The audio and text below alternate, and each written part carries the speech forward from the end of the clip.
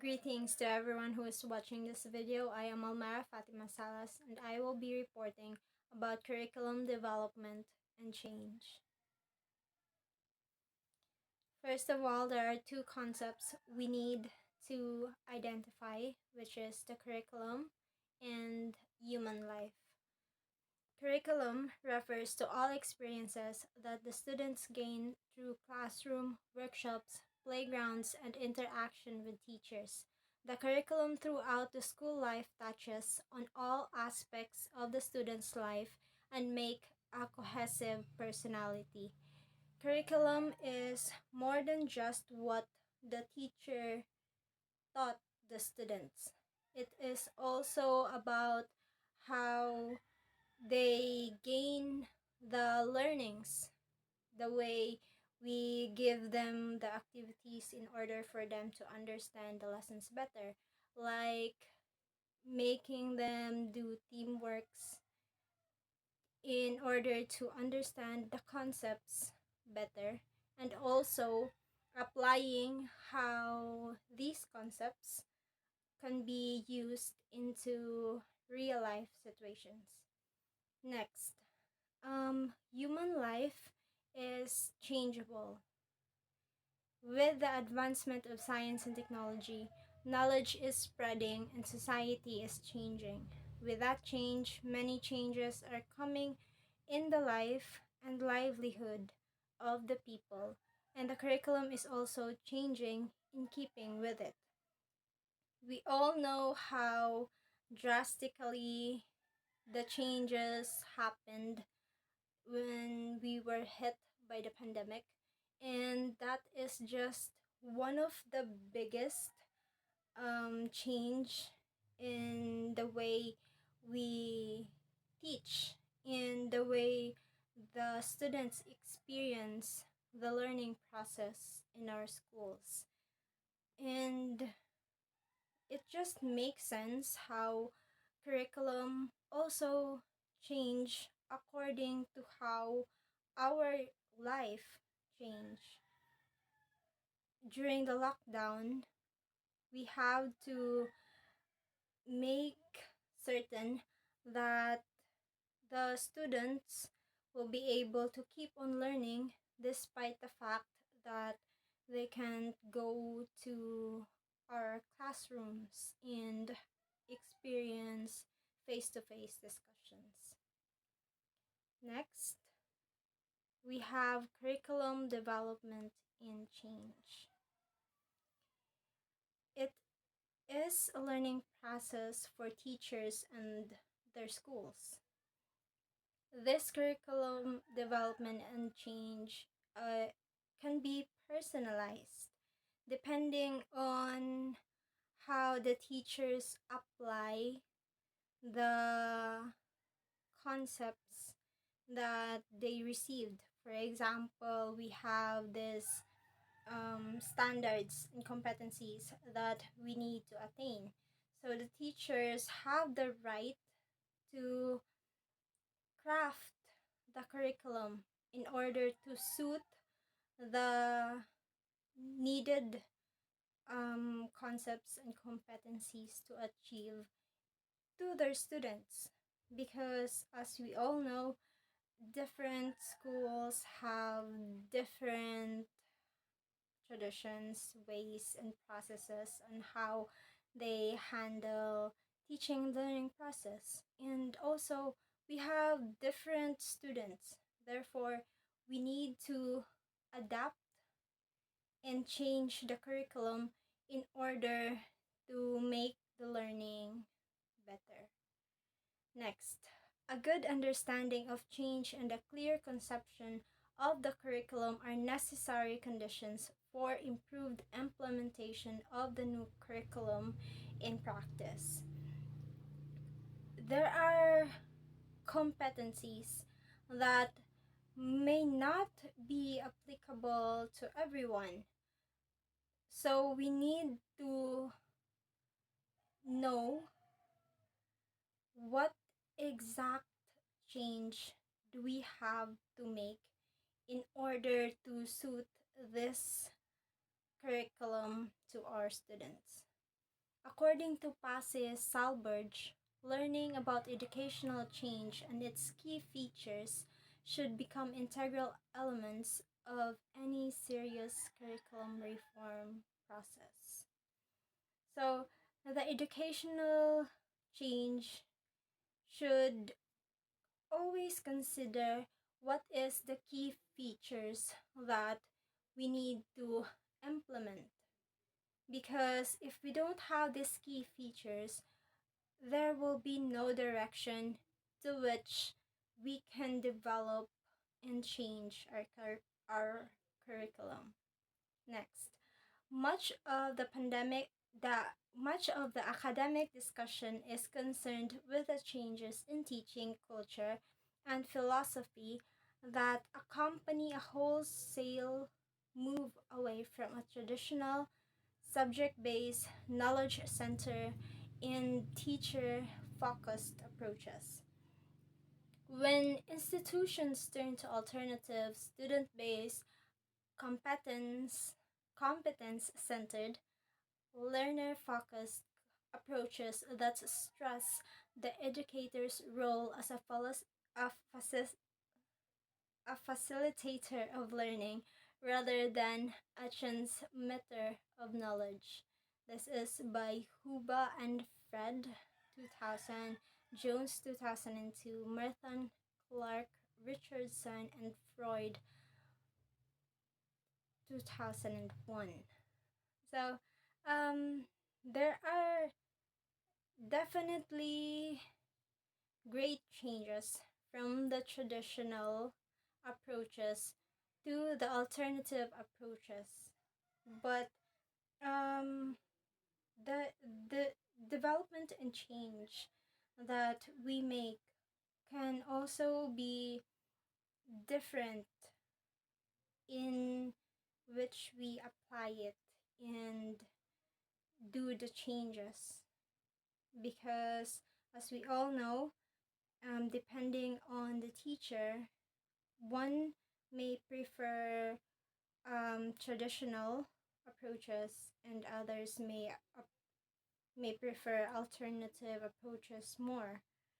But as we go on and develop, we must understand that there are some topics wherein we need to approach it into different ways, like traditional, some alternatives.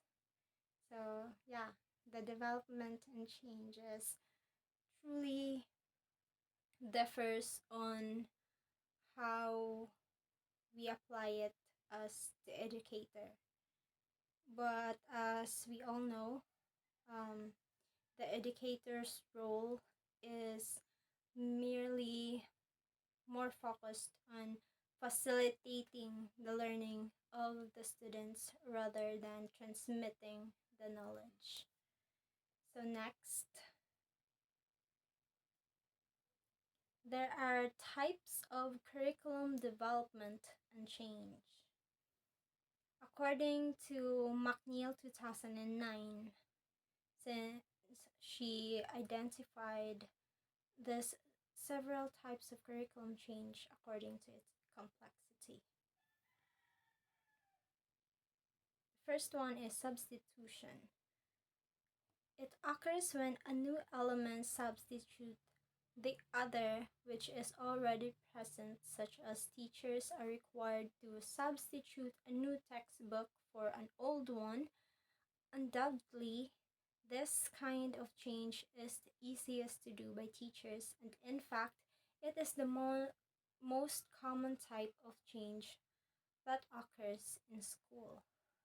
So, as an educator, we are very familiar of substituting the resources that we use in our discussions, and this just says that an old textbook is substituted by a new textbook which is more updated and also more applicable. Next is alteration. Alteration exists when new content, items, materials, or procedures are added up into existing materials and programs. The changes usually are minor, and thus, schools usually can adapt to it instantly. For example, um, using PowerPoint presentations instead of traditional um, visual aids is an alteration, because instead of doing the writing and then trying to make a visual aid, you just type it into a device and make a PowerPoint presentation of it. So this changes are minor, and it can easily be adopted in schools. Next is perturbations. Changes that may at first interrupt the existing program, but later it can be attuned accordingly by teachers to the ongoing program within a short time span. For instance, teachers need to change their class schedules. The changes may affect the time allocated for teaching other subjects, or it may affect other teachers' class schedules, but it could be adjusted shortly. For example, um, a teacher noticed that um, the class schedules are conflicted because in the same time she has two classes, so it can be changed by the supervisor, and it can take a while for them to adjust it again, for the students and the teacher to adjust into the schedule, the new schedule given.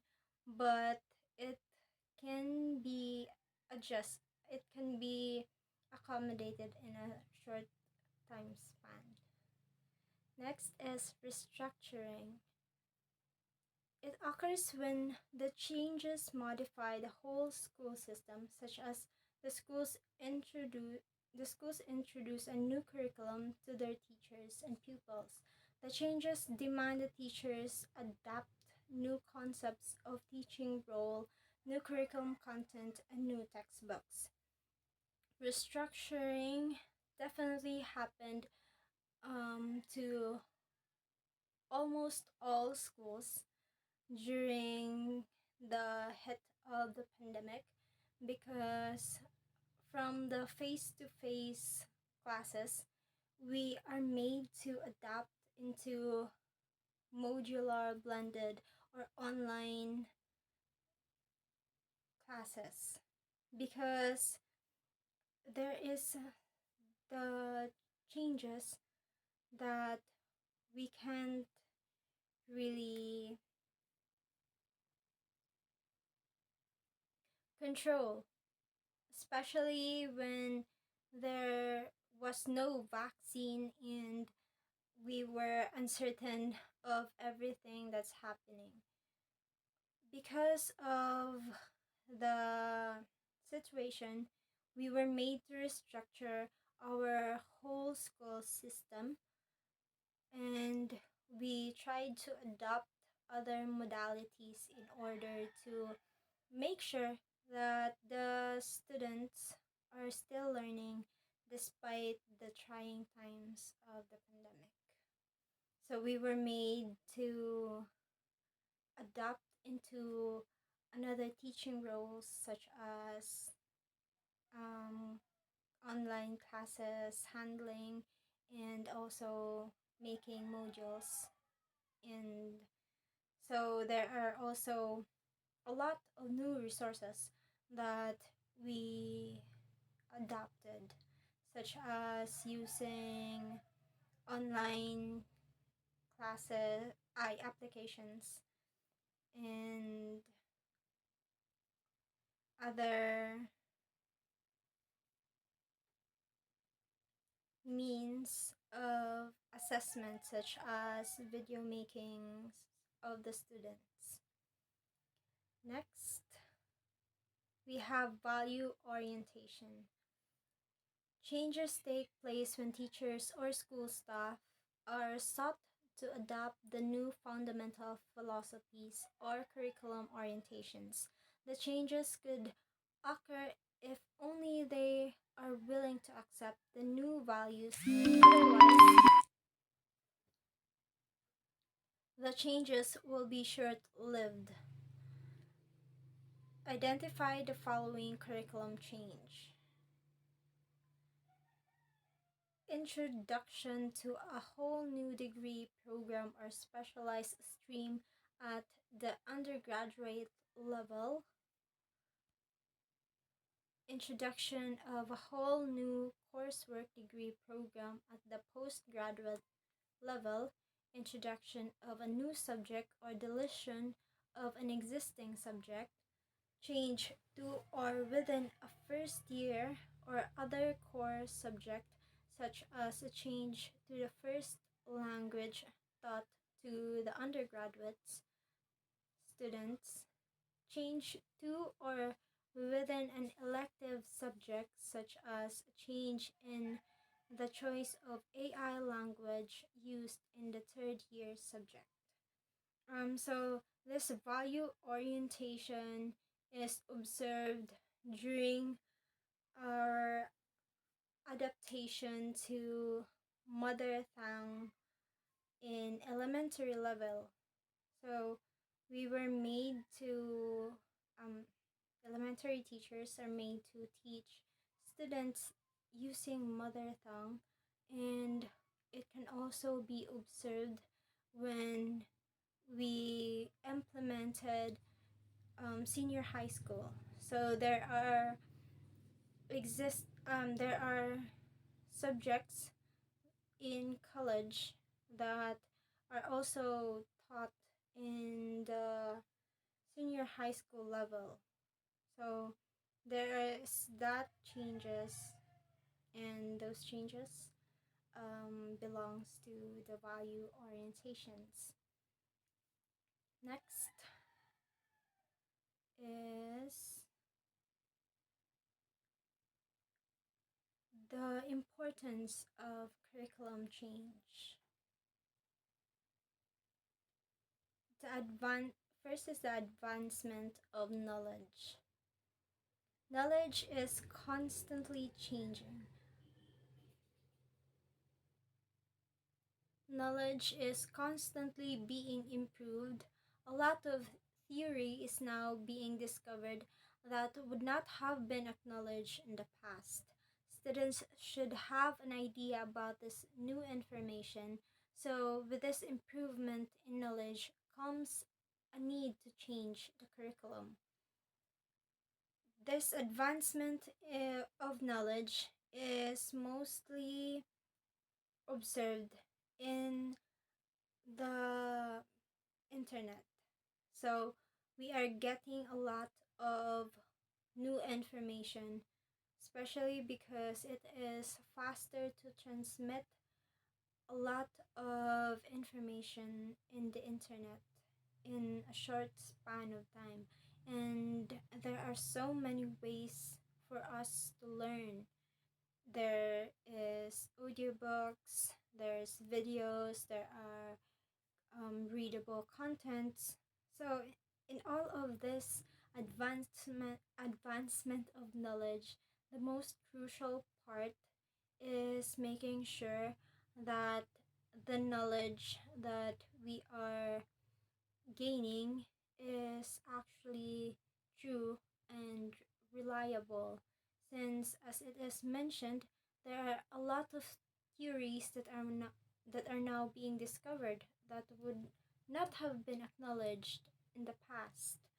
So there are really a lot of knowledge in the internet that are true, but somehow we need also to make sure that what we are acquiring is truly reliable from a reliable source. Next is the progression of technology. Along with the knowledge, technology is also improving. In the field of education, the use of various techniques in teaching learning process have changed. As an example, we can say that the use of ICT, so the curriculum should change with that. So with the progression of technology, as I have mentioned earlier, that there are a lot of information and a lot of ways we can get information, especially with the use of internet.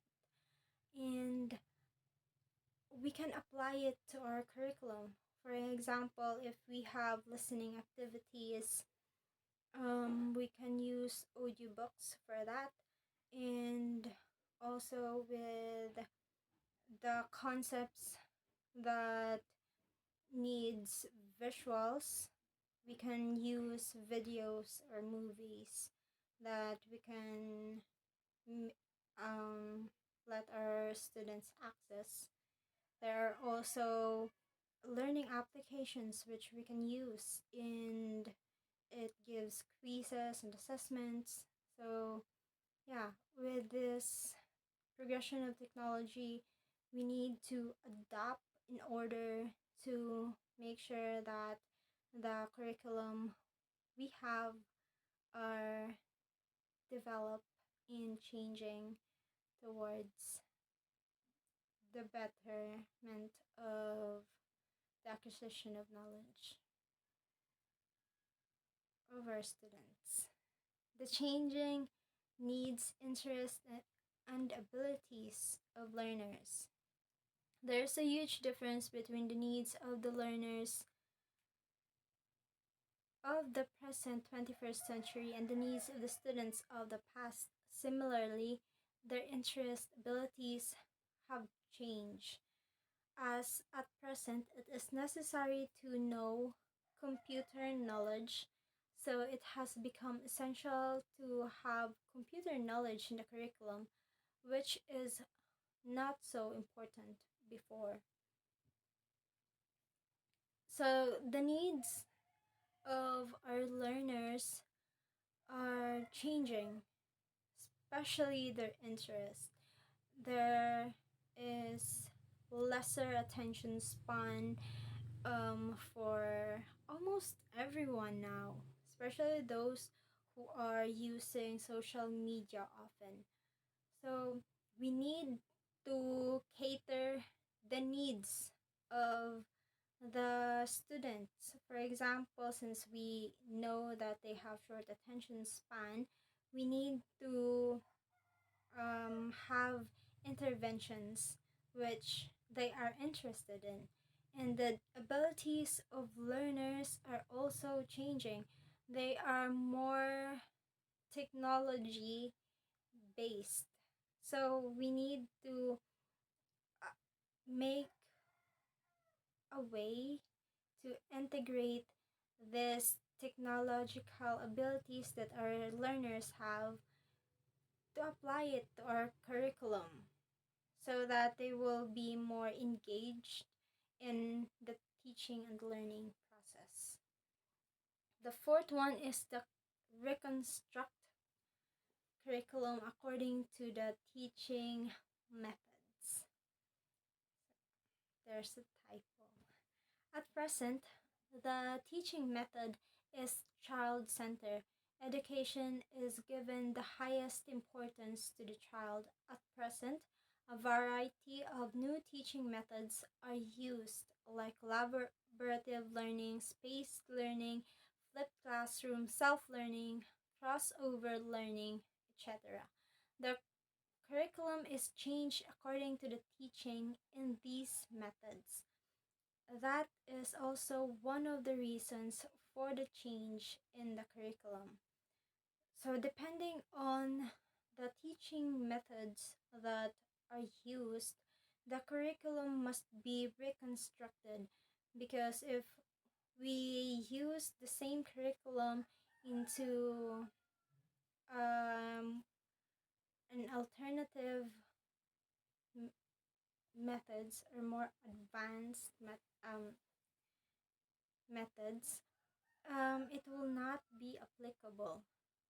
So the curriculum and method should always go hand in hand. They must align in order to make sure that the students are led into the direction that we would want them to take. For example, for the collaborative learning, we need to come up with a curriculum that would cater this type of assessment and activities. So for the the fifth one, the globalization.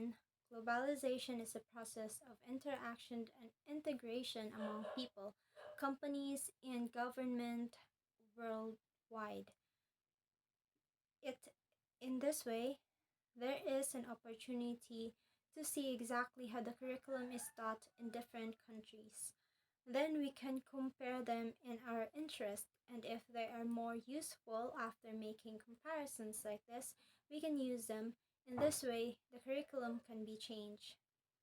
So, using the globalization, we can see what works and what does not work.